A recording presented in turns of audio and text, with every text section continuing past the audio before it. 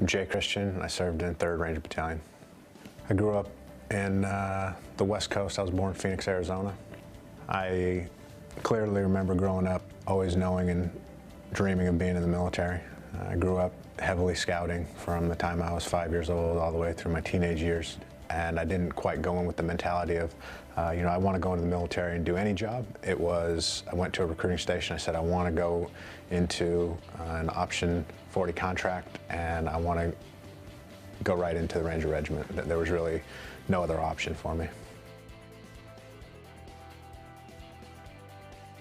Some of the leaders that I had the opportunity to be surrounded by were literally guys that I feel are going to be legends in this community. I mean, if you just look at some of these guys' individual stories and some of the things that they've accomplished in the amount of time that they've accomplished them, it's just unreal. And to have their support really meant the world to me.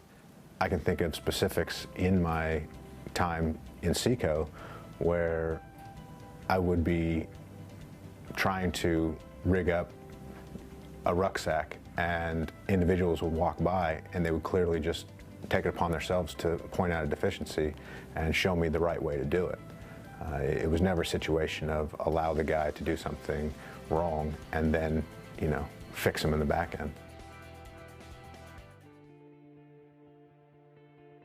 RIP was kind of what I thought basic training was going to be like, and it took everything that I had to get through there and really drive on to get over to 3rd Bat. And if you didn't want to be there, you weren't going to graduate. After graduation from RIP, I was assigned to 375 SECO, and immediately upon arriving, I was sent overseas to meet my team. And on that deployment is when I was injured, and I never deployed again. Subsequently, after injury, I thought I would kind of be disposed of and sent away. Little did I know that once you've proven yourself in the regiment, there's a million things that you can do and be successful at.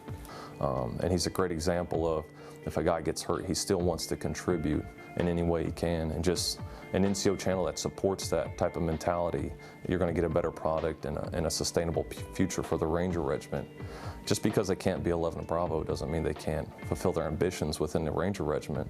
They can support those guys that need that help on a daily basis, whether it's in the PAC office, as a medic, as a transportation specialist. There's plenty of other things out there those guys can do to contribute to the fight. So I transitioned into the Hero Corps program, which is the year-long internship with the National Association to Protect Children and HSI. I think that the skills that they've allowed me to learn as a computer forensic analyst are going to serve me for the rest of my life and allow me to take my experiences from regiment and my experiences with the internship and really have an effect on the workplace for individuals maybe that don't have the understanding of what we do here in the regiment and really don't know exactly what it is that one of the guys that comes out of the regiment brings to the table as far as work ethic, as far as attention to detail, and as far as just the desire to go above and beyond. I think when you think about the Ranger Creed, it can all kind of be summed up in one simple thought. And for me, that thought is to be the best that you can possibly be. I've truly, from the day that I got into the regiment, have desired to be better than I was. And I knew that the men that were around me were just better. And still to this day, I wake up in the morning and I think about my time within the regiment. I think about that creed and how if I continue to aspire to be better, I can't really go wrong. I'm Jay Christian, and I'm a Ranger for life.